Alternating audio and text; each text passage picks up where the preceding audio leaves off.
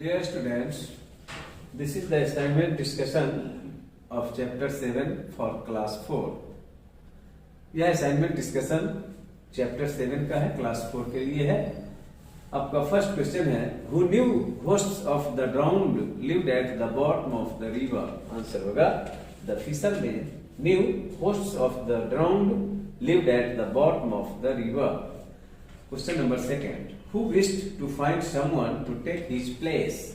Answer होगा, the water ghost wished to find someone to take his place. Question number 3, who climbed aboard the Gigian's boat? Answer होगा, the water ghost climbed aboard the Gigian's boat. Question number 4, who leaned over the side to haul in his nets? Answer होगा, झिझियान leaned over the side to haul in his nets. वैसे झिझियान के जगह पे the fisherman भी लिख सकते हैं, क्योंकि वो फिशरमैन का नाम झिझियान था. Question number 5, who pushed the fisherman into the freezing water? Answer होगा, the water ghost pushed the fisherman into the freezing water. Question number 6, who lost his consciousness? Answer होगा, Gigian lost his consciousness. Question number 7, where did the ghost pull the Gigian's body? Answer होगा, the water ghost pulled the Gigian's body to the shore. Question number 8, what did the ghost put upon the Gigian's tongue? Answer होगा, the water ghost put a tablet upon the Gigian's tongue. Next question आपका है 9, what was the name of emperor of dead souls? Answer होगा, Yen Lo Wang was the name of emperor of dead souls. Question number 10, who was not dead? Answer होगा, Jijian was not dead. Question number 11, who hurried home and bolted the door? Answer होगा, Jijian hurried home and bolted the door. Question number 12, who flew back and found the fisherman's cottage? Answer होगा, the water ghost flew back and found the fisherman's cottage.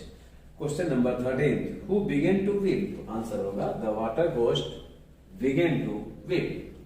Question number 14, who stopped the ghost from killing any innocent man, woman और child? Answer होगा, Zhizhian stopped the ghost from killing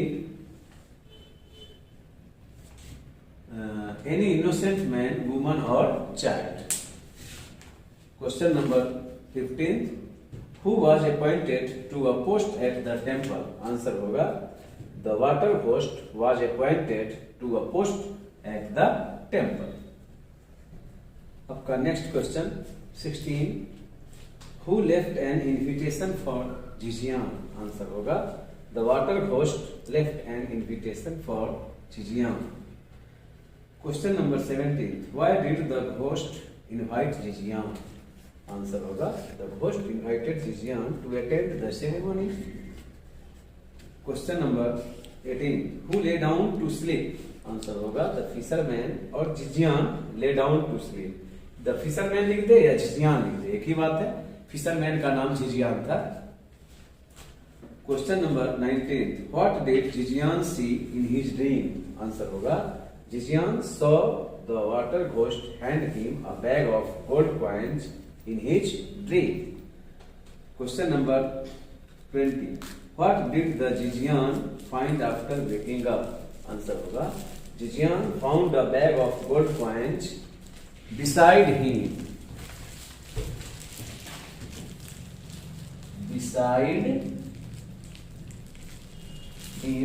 After waking up.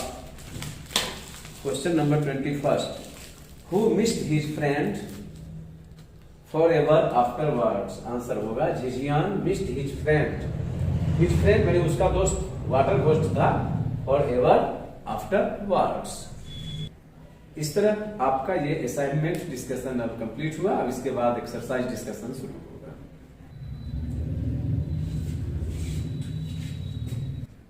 अब आपका ये exercise discussion शुरू है। इसमें ए में दिया है, यानी मे और कैन का यूज दिया है। मे मीन्स होता है सकना और कैन मीन्स भी सकना होता है, लेकिन दोनों के यूज में डिफरेंस है, फर्क है।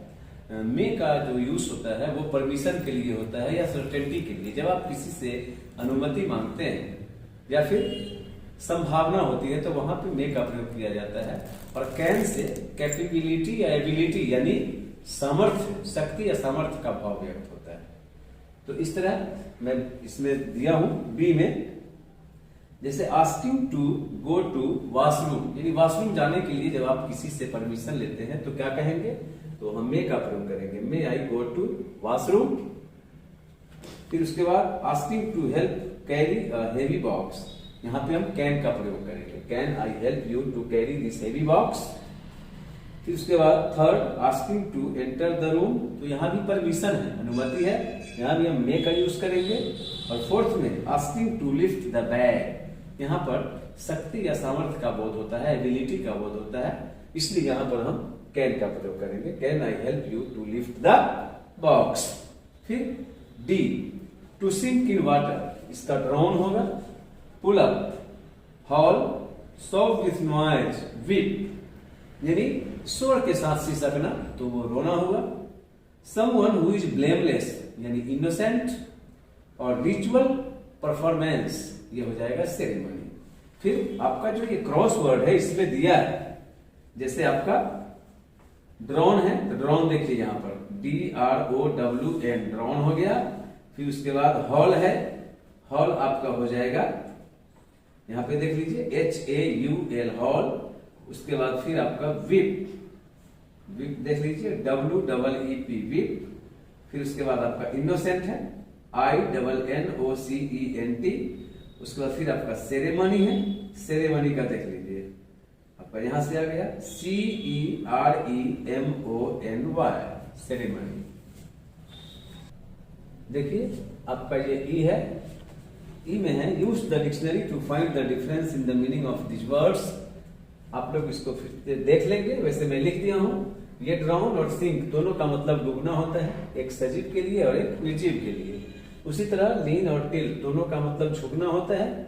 फिर अनाउंस्ड और डिक्लेयर उद्घोषणा करना, और ये घोषित करना या पारी घोषित करना। विप का मतलब रोना और हॉल का मतलब चिल्लाकर रोना। आप इसे डिक्शनरी से फिर से देख लेंगे इसको।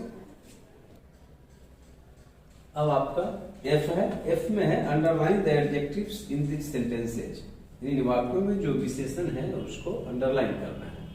तो इसमें हो जाएगा she has a blister on her left hand, तो इसमें लेफ्ट हैंड लेफ्ट जाएगा।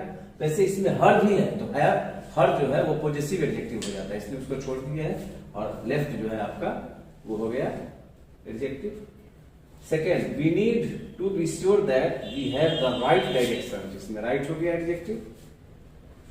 Third one of John's favourite books is the Giving Tree, तो यहाँ पे फेवरेट हो जाएगा। वैसे यहाँ पे गिविंग भी होना चाहिए, क्योंकि ट्री नाउन के पहले ये गिविंग आया है, लेकिन ये बुक का नाम है, द गिविंग ट्री बुक का नाम है, इसलिए यहाँ पे फेवरेट आया आपका एडजेक्टिव।